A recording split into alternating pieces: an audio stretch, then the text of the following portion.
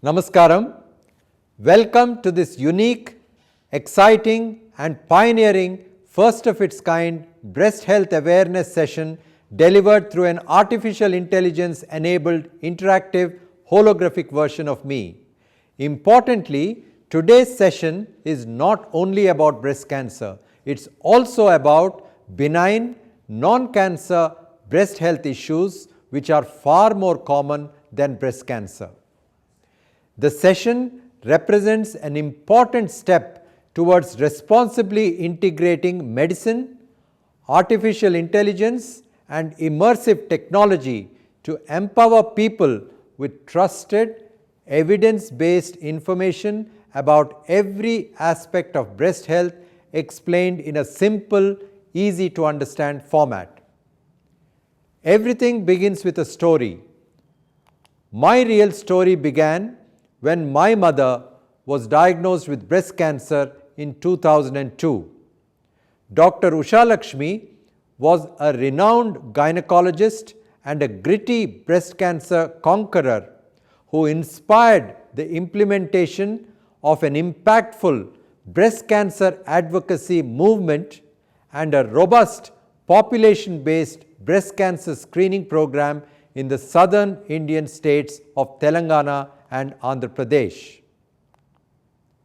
This presentation is dedicated to the memory of my mother, whose indomitable spirit continues to inspire my life's mission. The aims of my presentation are essentially fivefold. Firstly, to highlight benign non-cancer breast health issues, which, as I said earlier, is far more common than breast cancer.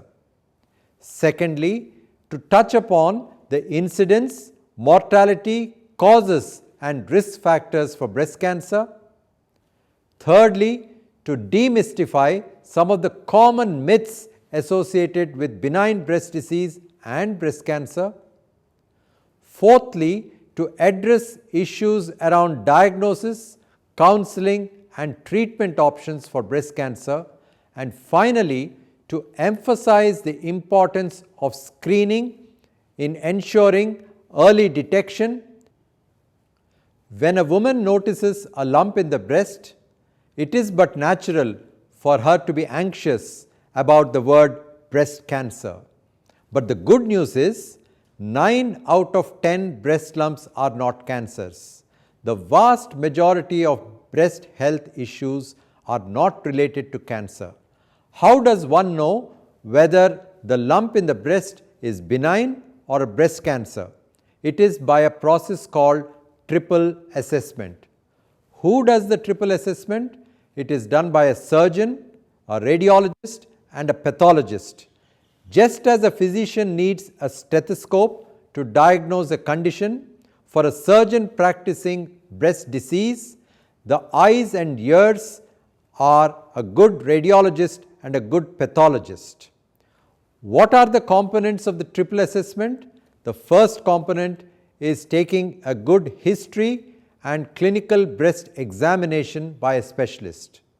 The second component is a combination of mammogram, which is an X-ray of the breast, and ultrasound scan.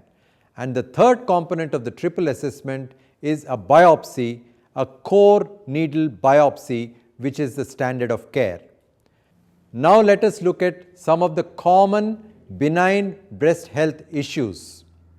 Breast pain is the commonest symptom experienced by women of all ages.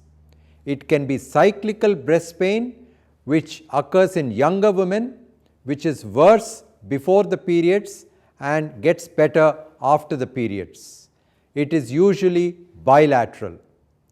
Non-cyclical breast pain is unrelated to the periods. There is no specific cause, but sometimes can be caused by injury to the breast, previous surgery to the breast, or a benign breast lump which is causing pain, or it could be because of stress as well. This is usually unilateral. And the third, which is often branded as breast pain but which is not breast pain, is chest wall pain, which is different from breast pain, and this occurs due to inflammation in the costal cartilages and in the joint space between the sternum, that is the central bone, and where the ribs emerge, which is called costochondritis. A careful triple assessment and clinical breast examination will definitely identify those women who have breast pain versus those who have chest wall pain. When the triple assessment is done and it does not show any abnormality, the treatment is essentially reassurance, reassurance, and reassurance. Wearing a correct fitting bra, and indeed relaxation therapy, because breast pain can also occur because of stress. Relaxation therapy such as meditation does help. Sometimes when the pain is quite severe, under the supervision of a doctor, a short course of paracetamol or non-steroidal anti-inflammatory drug gel can be locally applied, but only under the supervision of a doctor.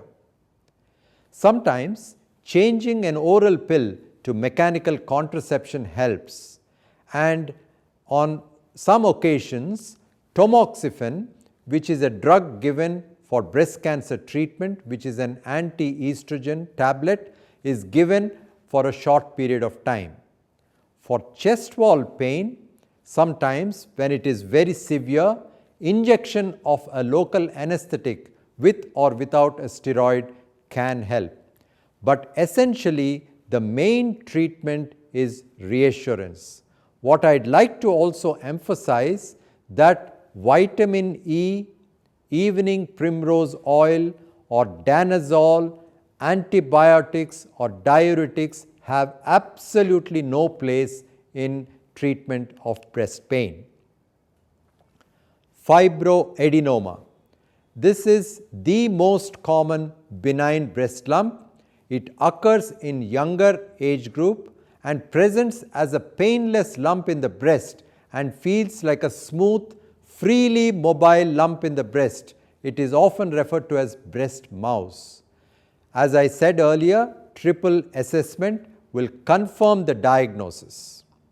It is a myth that the vast majority of fibroadenomas require surgery or excision. The fact remains that the vast majority of fibroadenomas do not need removal. The vast majority of fibroadenomas are between 1 to 3 centimeters. They are referred to as simple fibroadenomas. All that is needed to be done is reassurance and bringing them back, the patient back in a few months' time to do an ultrasound scan to check whether or not the size is increasing.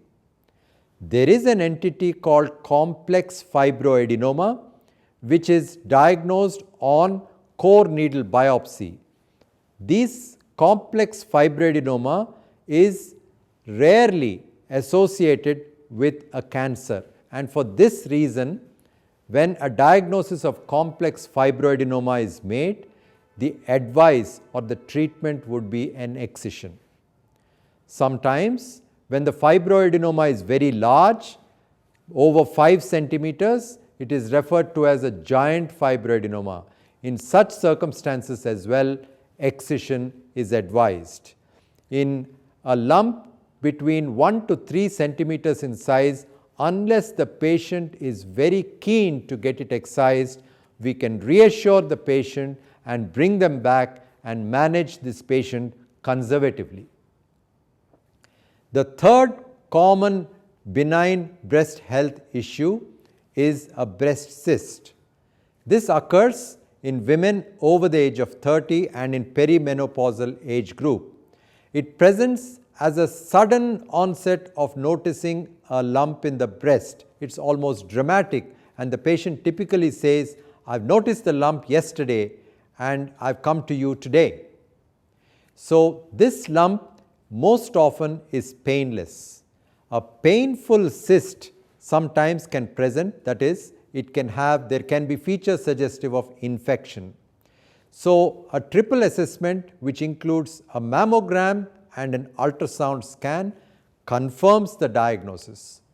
Most often, when this cyst is not accompanied by pain, there is absolutely no role for doing an ultrasound guided aspiration because it serves no purpose. Ultrasound guided aspiration of the cyst is only done when the cyst is painful or is infected. And also I would like to point out that if it's just a simple cyst and the fluid is withdrawn, there is absolutely no need to send it for any cytology, as once again it doesn't serve any purpose. As women age, the ducts behind the nipple grow shorter and wider. This is referred to as ductectasia. It usually occurs in older women and they present usually with nipple retraction, nipple discharge, which could be greenish, yellowish, brownish or dark. When the triple assessment is done and there is no underlying pathology, all that is required is to reassure the patient and follow up. There is, however, another condition that is closely associated with ductectasia is periductal mastitis, which is infection of the tissue around the ducts. The ducts under the nipple become inflamed and infected. It usually affects younger women, particularly those who smoke, and also lactating women. There is discharge from the nipple, there could be redness around the nipple areolar region, and there is pain, sometimes fever, and sometimes nipple inversion. What is required is prompt recognition, early institution of antibiotics, and if there is an infection, then a needle is passed into that area and fluid is removed so that the abscess can be drained. In this day and age, when there is an abscess in the breast, there is no role for upfront incision and drainage. That is an operation to remove the pus from the abscess cavity. In this day and age, the first option is to do an ultrasound guided aspiration of the infected area, and the patient may need to be brought back for repeated aspirations, closely followed up with antibiotics and to see whether the infection is responding. If the infection does not respond to repeated aspirations, only then is incision and drainage recommended. Benign breast health issue which I'd like to highlight is about benign calcifications in the breast, which is extremely common in women who undergo screening mammogram over the age of 40. They are unrelated to intake of calcium in the diet. They are very normal result of aging, sometimes injury and previous surgery to the breast. Absolutely nothing to be worried about. There is no treatment required nor any follow-up. The second aim of my presentation is to touch upon the incidence, mortality, causes and risk factors for breast cancer. Breast cancer is a tsunami with over 200,000 new cases being diagnosed every year. It has replaced cervical cancer to become the commonest cancer affecting women in India. Every 4 minutes, a woman is diagnosed with breast cancer in our country. With 100,000 deaths per annum, India loses a staggering number of women to this disease that can be treated effectively if caught early. Unfortunately, every 8 minutes, a woman succumbs to breast cancer in our country. For every 2 women who are diagnosed with breast cancer, 1 succumbs to breast cancer.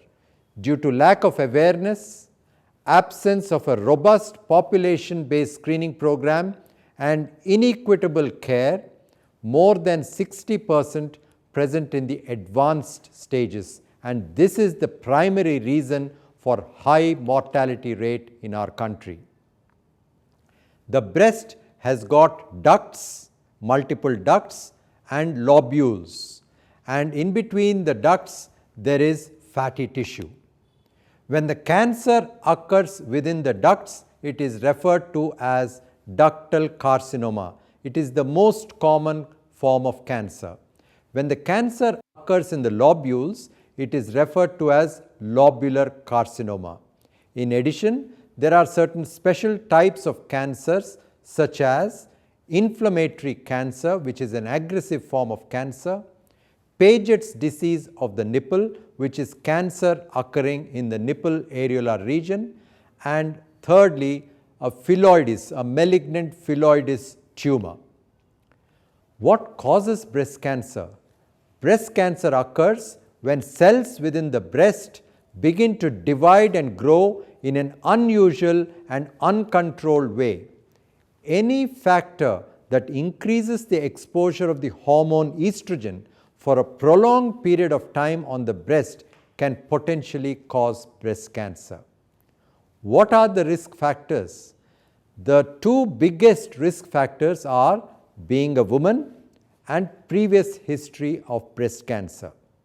The other risk factors include early menarche under the age of 12 years or late menopause after the age of 55 years, both of which allow uninterrupted prolonged action of the estrogen on the breast. Apart from these risk factors, lifestyle changes like late marriages, not having children, having the first child after 30, not breastfeeding, and obesity, particularly after menopause, because after menopause even fat cells can produce estrogen and can potentially cause breast cancer. And in addition to these risk factors, there are other risk factors which include a strong family history of breast cancer, which constitute 5 to 10% of breast cancers. The third aim of my presentation is to demystify some of the common myths associated with benign breast disease and indeed breast cancer. There is a myth that breast cancer only occurs in older women.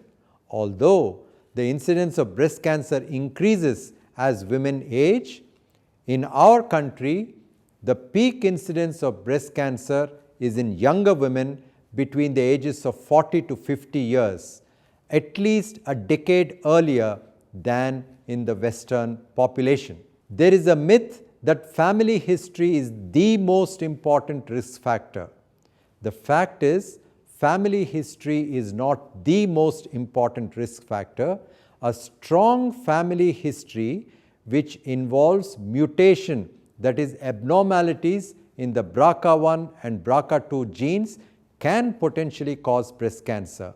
But who is at risk? What constitutes strong family history? When one or more close relatives have been diagnosed with breast cancer under the age of 40 years, or two or more close relatives who have been diagnosed with breast cancer at any age, or close relatives who have been diagnosed with breast cancer and others who have been diagnosed with ovarian cancer, or a male member within the family who has been affected with breast cancer. When this kind of pattern is there, then one can suspect that they are likely to carry abnormalities in BRCA1 and BRCA2 genes. Therefore, counseling is absolutely crucial before genetic testing is done to anyone with a strong family history of breast cancer.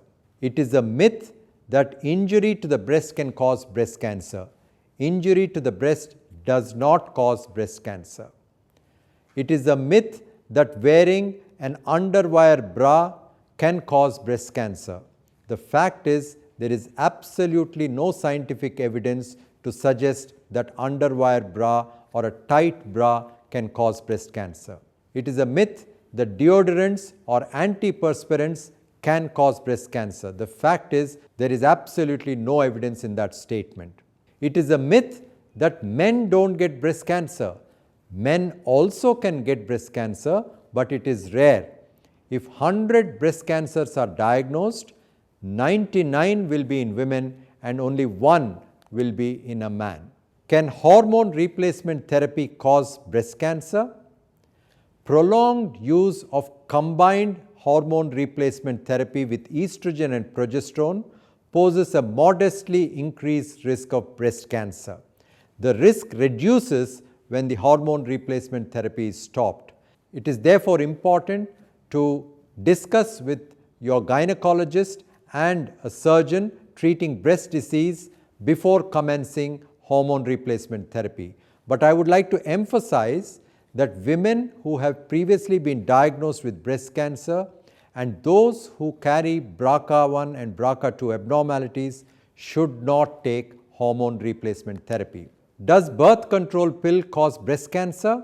In the days gone by, the oral pills contained high dose of estrogen, which posed an increased risk of breast cancer. In this day and age, the dose of estrogen within the pill is very low and the risk of developing breast cancer is very, very less. There is a myth that pregnant women do not get breast cancer. Pregnant women also can get breast cancer, and in fact, in pregnancy, the breasts are very lumpy, so it's very difficult to pick up a lump, and women must be very vigilant, and any new persistent change must not be ignored. It's a myth that breastfeeding prevents breast cancer. The fact remains that breastfeeding certainly significantly reduces the risk of developing breast cancer. It is a myth that breast self-examination is no different from breast awareness. Ladies and gentlemen, there is a vast difference between breast self-examination and breast awareness. Breast self-examination is a repetitive, regular, monthly examination of the breasts to a set method by the woman every month, whereas breast awareness is about becoming familiar with the breasts and the way they change throughout the woman's life.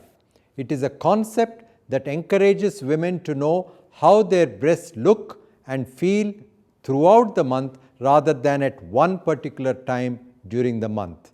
Whether during having a shower or whilst applying a cream on a daily basis, women are encouraged to know what changes to look for. This is referred to as breast awareness, and as a concept is gaining increasing acceptance worldwide. What changes should women be aware about? Firstly, is there any lump in the breast, particularly a painless lump in the breast? Secondly, is there any change in the size of the breast, shape of the breast? Thirdly, is there any puckering of the skin overlying the breast? Fourthly, is there any change in the color of the breast, like redness, for example? Fifthly, is there any recent changes to the nipple, particularly retraction of the nipple? Sixthly, is there any rash or crusting around the nipple areolar region? And seventhly, is there any blood-stained nipple discharge? If any of these features are there, one must not panic, but must report to a specialist without any delay. The fourth component of my presentation is relating to diagnosis, counseling, and treatment. How is breast cancer diagnosed? Just as I have mentioned when I spoke about benign breast disease, triple assessment, that is, a history and clinical breast examination, mammogram and ultrasound scan, and a core needle biopsy and not a fine needle aspiration cytology is the gold standard to detect breast cancer, which is done by a surgeon, a radiologist, and a pathologist. After diagnosis, before instituting treatment, counseling patients and their relatives is of paramount importance. Why? Because cancer does not just affect the body, it affects the body, mind, and soul, and treating just the physical body isn't enough.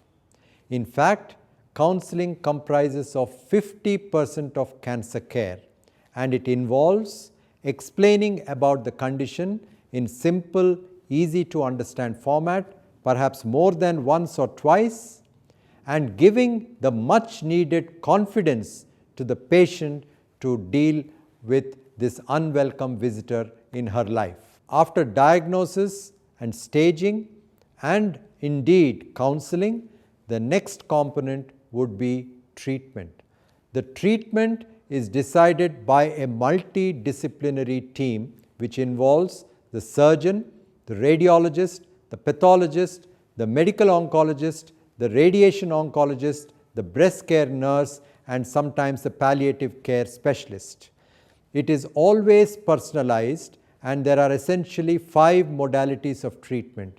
The first is surgery to the breast, the second is chemotherapy, third is radiotherapy, fourth is hormone therapy, which is a tablet therapy, and fifth is a targeted therapy.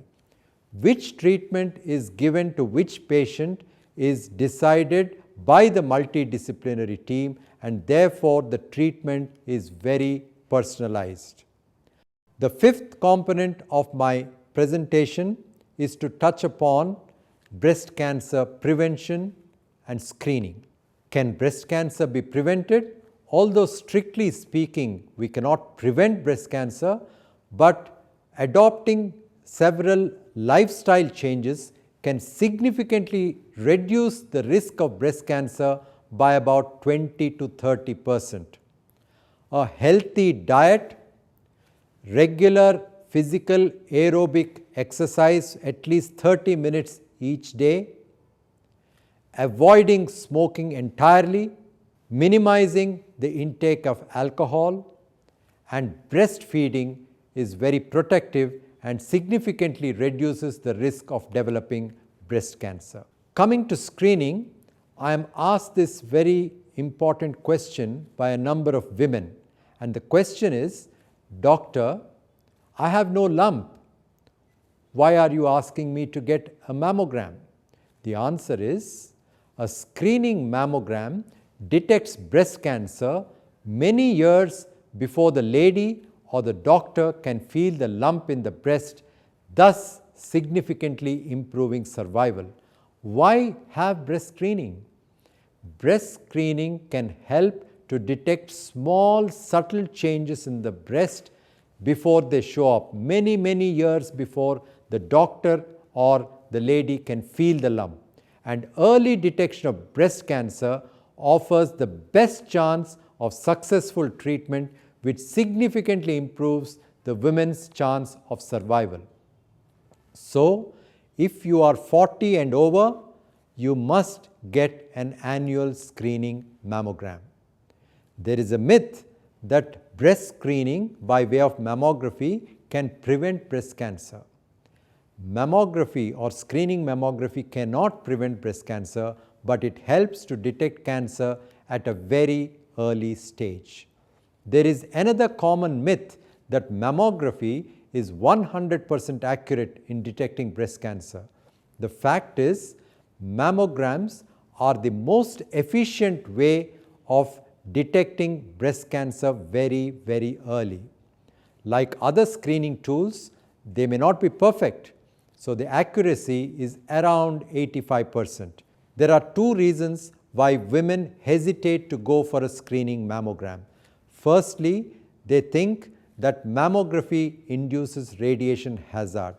The fact is, in this day and age of digital mammography and 3D mammography, the radiation risk from a mammography is very small, very tiny, equivalent to the radiation delivered through a chest X-ray. The second reason why women hesitate to go for a mammography is because they think it causes a lot of pain.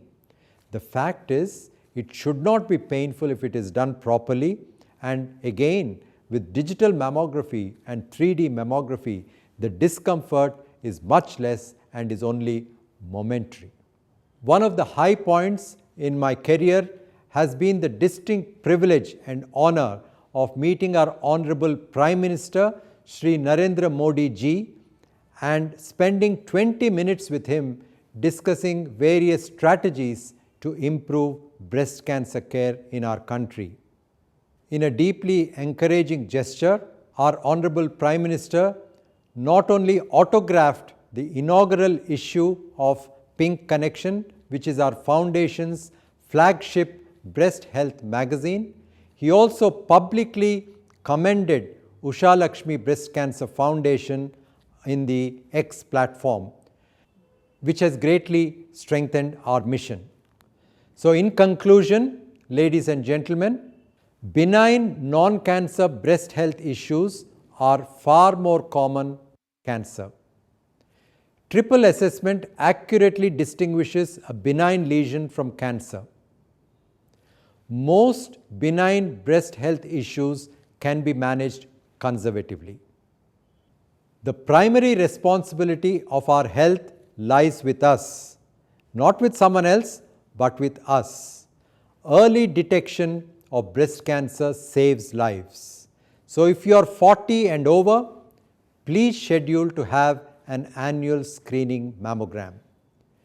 Traditionally, women in India prioritize the needs of their family first, neglecting their own health. We must not forget that the woman is the nerve center for our family.